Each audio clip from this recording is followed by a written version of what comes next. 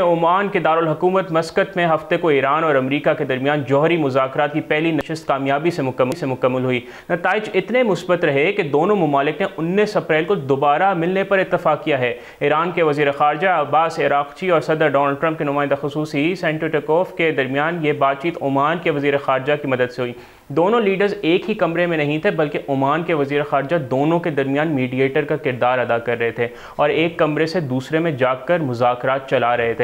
यहाँ पे एक अहम बात यह है कि ईरान ने अमरीकी पाबंदियों के रहते अमरीका से बराह रास्त बात करने से इनकार कर दिया था। वाइट हाउस ने अपने बयान में कहा कि ये मुज़ाकरात मुस्बत और तामीरी रहे।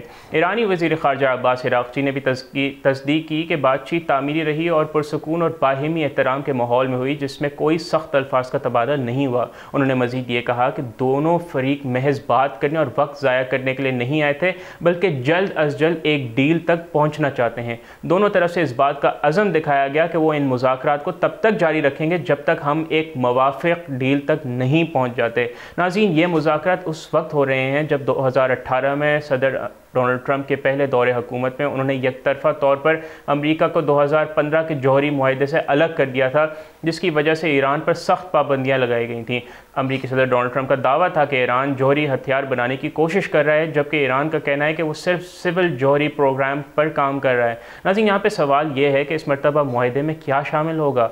टेकोफ ने एजेंडा पेश किया जो 2015 के जौहरी मुआहदे के करीब लगता है, लेकिन इसमें नई चैलेंजेस भी ऑब्वियसली होंगे। 2018 के बाद से ईरान ने बड़ी मिकदार में 7% तक अफसोदा यूरेनियम जमा कर लिया है, जो एक सिविल जौहरी प्रोग्राम की ज़रूरियात से कहीं ज़्यादा है। अगले दौर के मुज़ाकरात में नाज़रीन ये तय करना होगा कि ये जो इतना बड़ा स्टॉक पाइल है उसका क्या किया जाएगा और ईरान कैसे एक आज़ाद इंस्पेक्शन सिस्टम को दोबारा मुतारिफ़ करवाने की इजाज़त देगा। यहाँ पे इसराइल का किरदार भी अहम है। इसराइली वज़ीर आज़म नेतन्याहू ने कहा है कि कोई भी डील सिर्फ उस वक्त काम करेगी जब ईरान की जो जौहरी फैसिलिटीज़ हैं वो अमेरिकन सुपरविजन के तहत अमरीकी एक्शन के ज़रिए तबाह कर दी जाएंगी। उन्होंने लिबिया स्टाइल एग्रीमेंट का भी जिक्र किया, जिसमें मुअम्मर क़द्दाफ़ी ने बैनुल अक़वामी निगरानी में अपने जौहरी प्रोग्राम को रज़ाकाराना तौर पर ख़त्म कर दिया था।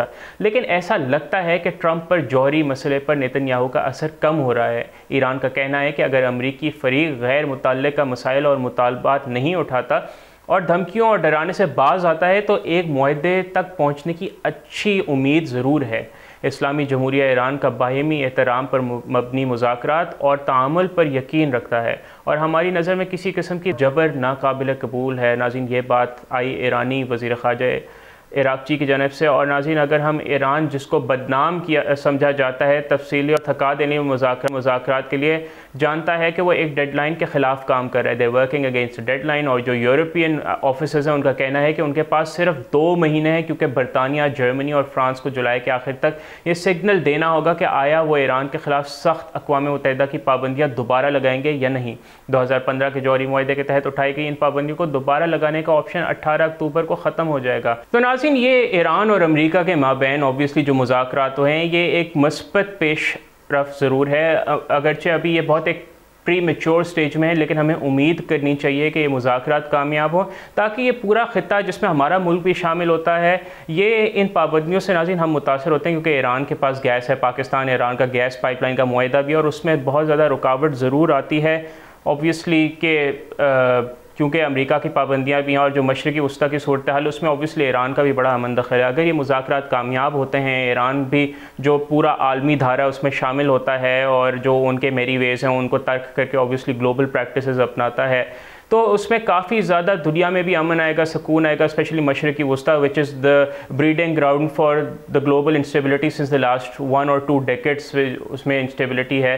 तो उससे ऑब्वियसली काफ़ी ज़्यादा बेहतरी आएगी। पाकिस्तान के लिए अच्छा होगा कि हम ईरान से ऑब्वियसली हम उनसे गैस ले सकते हैं, क्योंकि यहाँ पे अब गैस के प्रॉब्लम्स आ रहे हैं पाकिस्तान में, या we can even give them electricity, क्योंकि पाकिस्तान के पास एक्सेस बिजली काफ़ी ज़्यादा है। तो ऑब्वियसली हम इस सब पे नज़र डालेंगे कि इन मुज़ाकरात से क्या निकलता है और आगे क्या पेश रफ्त होती है। ऑब्वियसली अभी ये सब बहुत ज़्यादा अभी भी फ्लूइडिटी है, लेकिन कहीं ना कहीं चलें शुरुआत तो ज़रूर है, क्योंकि अमेरिकी सदर डोनाल्ड ट्रंप का जो रवैया हमेशा यही रहा है कि वो ईरान को बहुत सख्त गिर उनका रवैया रहा है, तो वहाँ से भी थोड़े आइस ब्रेक हुई है। सब्सक्राइब करें और बेल दबाएं ताकि कोई खबर रह न जाए।